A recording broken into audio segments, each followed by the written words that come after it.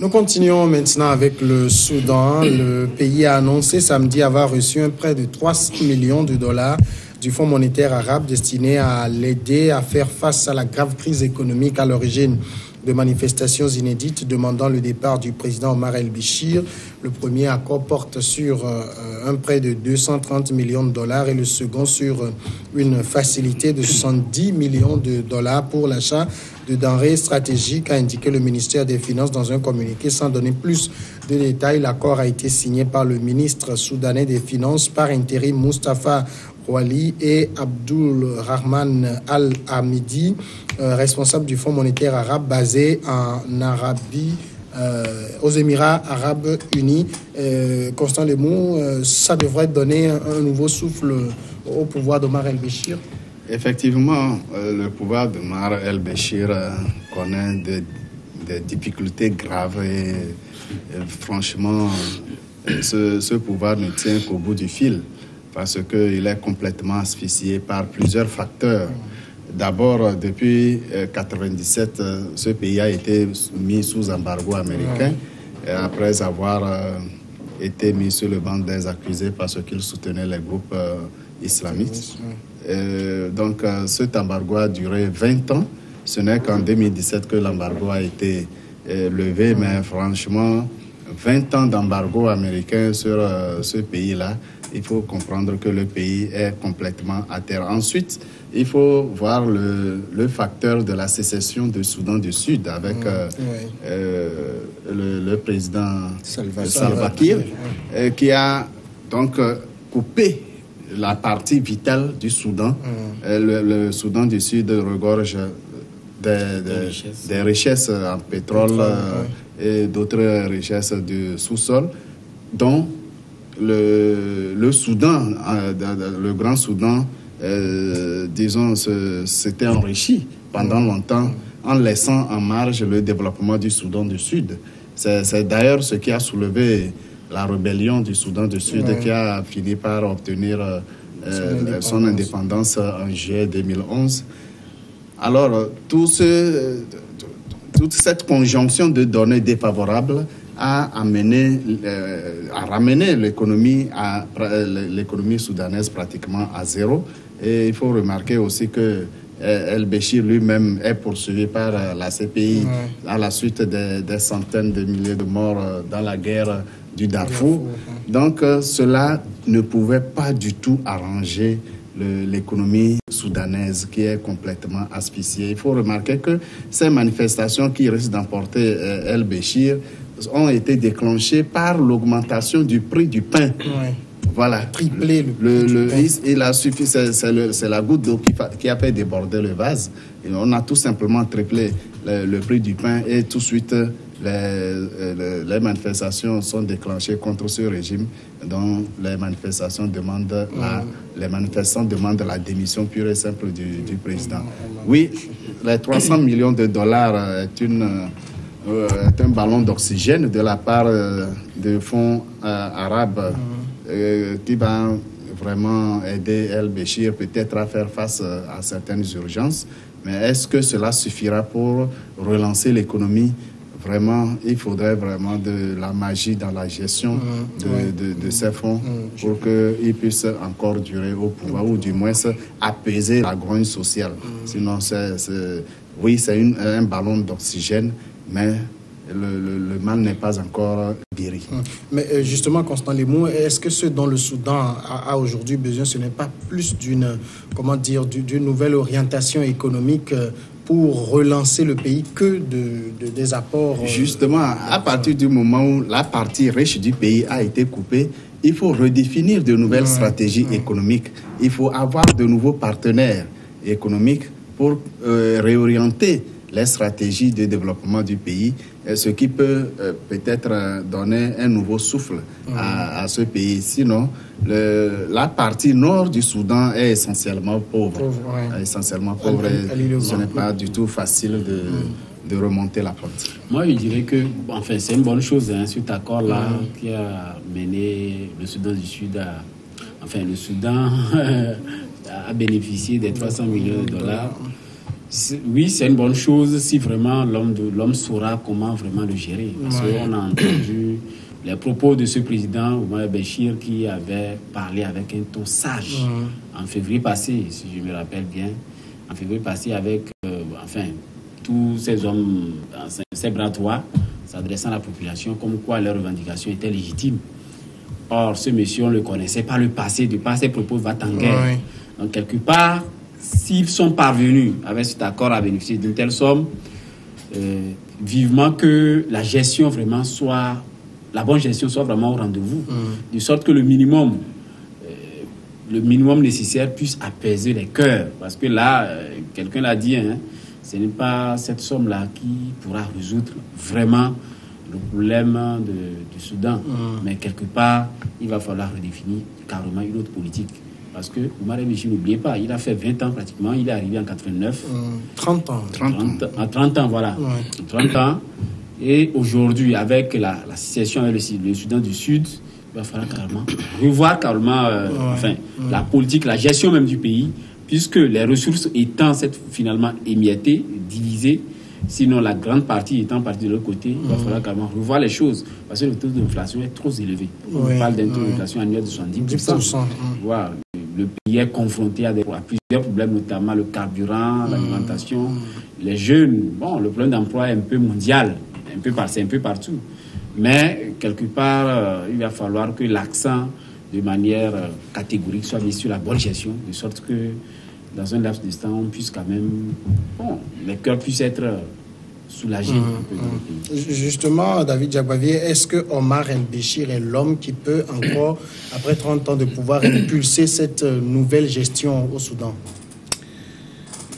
Ça fait pitié qu'un pays indépendant africain va supplier un partenaire économique pour lui demander 300 millions de dollars pour pouvoir nourrir sa population. Ça veut dire que vous ne valez rien, vous n'avez aucune substance qu'il faut proposer à votre peuple. C'est pour cela que les Soudanais ont décidé de manifester leur colère envers ce gouvernement. Après 30 années d'exercice de pouvoir, si vous n'êtes pas capable de nourrir votre population, ça veut dire que vous êtes un mauvais dirigeant et vous devez céder la place. Omar El-Béchir devrait comprendre que la gestion qu'il a faite de son pouvoir est la conséquence de ce qui se passe aujourd'hui. Quand on parle de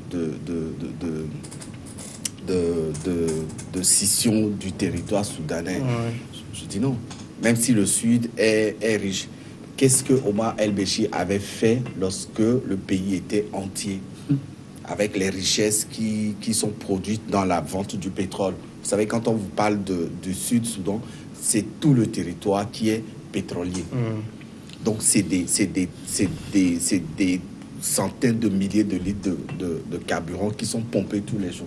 Qu'est-ce qu'il a pu faire avec cet argent pour qu'on nous dise qu'on a triplé ou qu'on a augmenté le prix du pain qui a occasionné toutes ces manifestations? Aujourd'hui, il va demander de l'argent à un partenaire. On lui fait un prêt de 300 millions de dollars. Ce n'est pas un don, c'est un prêt qui va payer ces 300 millions quand il va partir. Alors, qu'est-ce qu'il a les dons de cette nature ne sont jamais gratuits. Voilà. Alors, qu'est-ce qu'il a à prouver encore? Qu'est-ce qu'il a à offrir aux Soudanais? La seule chose que les Soudanais demandent, c'est son départ. Au départ, les manifestations étaient d'ordre social. Mais quelques semaines après, c'est rentré dans la politique. Les manifestants ont demandé son départ et qu'ils comprennent sa population, qu'ils arrêtent de les affamer parce que le Soudan aujourd'hui est menacé par la famine. Quand vous lisez les statistiques, ce qui se passe dans ce pays, ça fait peur. Et donc la population ne veut plus de ce président. Après avoir passé 30 ans à affamer sa population, El-Béchir n'a plus rien à offrir aux Soudanais. Le seul cadeau qu'il peut leur offrir, c'est de quitter le pouvoir et de permettre au pays de se relancer. Parce que le Soudan aujourd'hui, c'est l'un des plus grands pays en Afrique. Après l'Égypte, je pense que c'est le Soudan en termes de superficie de territoire. C'est une première, surtout en Afrique du Nord, qu'un pays se retrouve dans cette situation-là aussi gravissime. Parce que quand on vous dit que le Soudan, en termes de superficie aussi vaste, qui se retrouve aujourd'hui carrément rien dans le panier et qui est obligé de passer à l'emprunt quelque chose de 3 millions de dollars. 300 millions. 300 millions de dollars, vous imaginez un peu, alors que comme David vient de le dire, quand vous voyez les statistiques, vraiment, c'est énormément touchant, quoi. Ça frise le ridicule que ce monsieur fait 30 ans et qui aujourd'hui cherche davantage à rester au pouvoir. Mais moi, ce qui m'a étonné, c'est qu'il a changé carrément de veste, de ton, à partir de février. Vous avez vu comment il a essayé d'amadouer.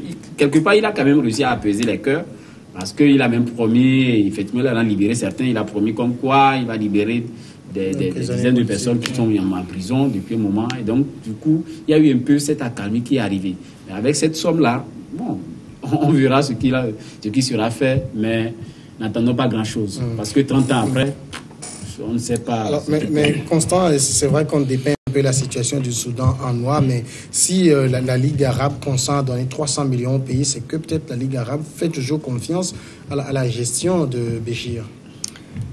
Vous savez, la Ligue arabe qui a créé ce fonds arabe qui aide les pays membres, attention, c'est que les pays arabes ont appliqué une gestion saine de leur économie. C'est ça qui leur a permis de dégager, disons, cette économie qui peut servir à soutenir les pays en difficulté.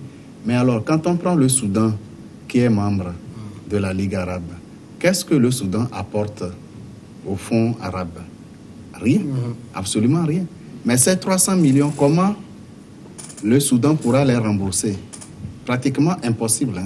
En tout cas, je ne vois pas comment El-Béchir pourra gérer de sorte à relancer l'économie et rembourser ce prêt.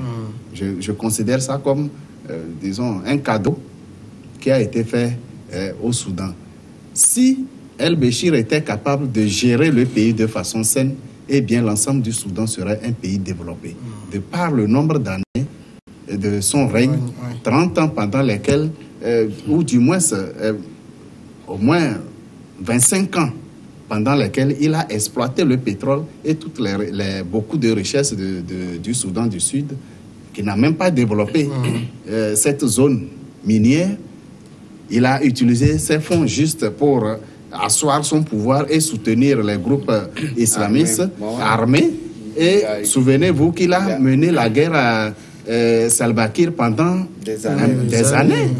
Pendant des années, avant que ce dernier ne soit soutenu par les puissances occidentales, notamment américaines aussi, pour pouvoir acquérir l'indépendance. Voilà. Aujourd'hui, les États-Unis exploitent, les États comme les autres puissances occidentales, soutiennent Salva Kiir parce qu'ils ont trouvé le pétrole à exploiter au Soudan du Sud et ils n'ont plus pratiquement besoin de El-Béchir, qui ne représente plus aucun intérêt stratégique pour eux. Alors, pour quel intérêt il le ferait? Aujourd'hui, Donald Trump sait que El-Béchir est suffisamment fatigué.